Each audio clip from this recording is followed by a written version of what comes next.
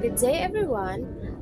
Bago ko tatalakay ng aking topic ay nais ko munang ipakilala ang aking sarili. Ako nga pala si Rhea Maulod from BSed Filipino 2B. Ngayon ay dumako naman tayo sa aking tatalakay na ang Ausubel Subsumption Theory. May tatlong theory si Ausubel.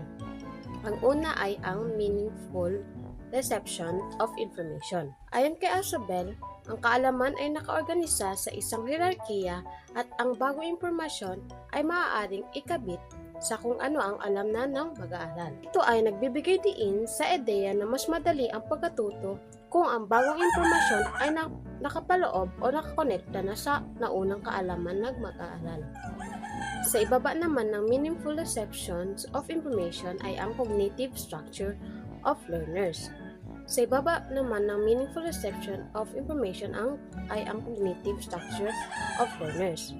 Ito ay tumutukoy sa kasalukuyang kaalaman ng mag-aaral na kinabibilangan ng mga katotohanan, concept, preposition, theory, at mga raw perceptual data na mayroon ang mag-aaral. Halimbawa, kung ang isang mag-aaral ay may background na sa biology, mas madali para sa kanya na maunawaan ang mga bagong konsepto na may kaugnay sa biology.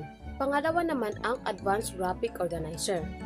Ang paggamit ng mga Advanced Graphic Organizer ay nagbibigay daan sa mga estudyante na magkaroon ng bird's eye view o pangkalahatang larawan ng paksa na kanilang pag-aaralan. Halimbawa, bago talakay ng photosynthesis, maaaring ipakita sa mga estudyante ang isang concept map na nag-uugnay sa mga pangunahing bahagi ng proseso tulad ng sunlight, water, at carbon dioxide at kung paano ito nagreresulta sa glucose at oxygen. Pangatlo naman ang subsumption. Tuwing ang cognitive structure ng mag-aaral ay matagumpay na pinatibay, ang pagkuha at pagpapanatili ng bagong impormasyon ay pinadali. Sa madaling salita, kapag ang bagong kaalaman ay naidugtong na sa existing knowledge ng mag-aaral, mas nagiging madali at mas epektibo ang pagkatuto. Ngayon ay dumako naman tayo sa pangalawang theory ni Ausubel na ang 4 processes for meaningful learning. Una ay ang derivative subsumption.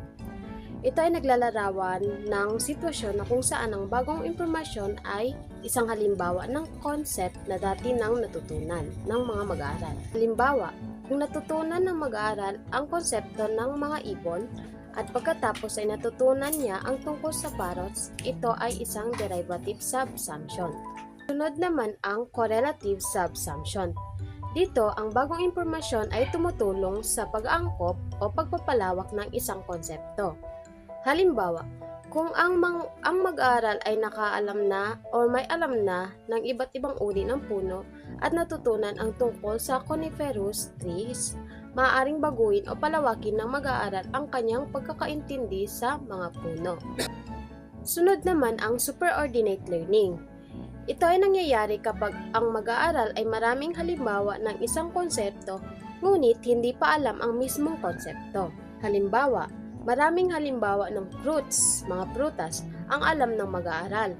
Ngunit hindi pa niya alam na lahat sila ay nabibilang sa mas malawak na kategorya ng prutas. Ang panguli ay ang combinatorial learning. Sa prosesong ito, ang bagong kaalaman ay pinagsama-sama ang mga naunang kaalaman upang mapayaman ang pag-unawa sa parehong mga konsepto. Halimbawa, kung ang isang mag-aaral ay natuto tungkol sa mga halaman at sabay na tungkol sa mga kondisyon ng kanilang paglago, ang kanilang pag-unawa sa mga halaman ay lalawak at magiging mas malalim. Ngayon naman ay dumako na tayo sa pangatlong theory ni Ausubel na ang advanced organizers. Ang advanced organizer ay isang pangunahing kasangkapan sa pagtuturo na iminungkahi ni Ausubel. Nagbibigay ito ng dalawang benepisyo.